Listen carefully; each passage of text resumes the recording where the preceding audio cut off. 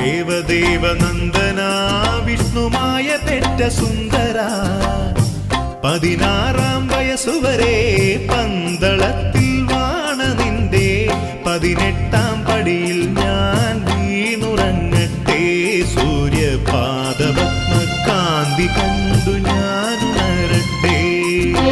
ദേവദേവനന്ദന വിഷ്ണുമായ പെറ്റ സുന്ദര 16 വയസ്സുവരെ പന്തളത്തിൽ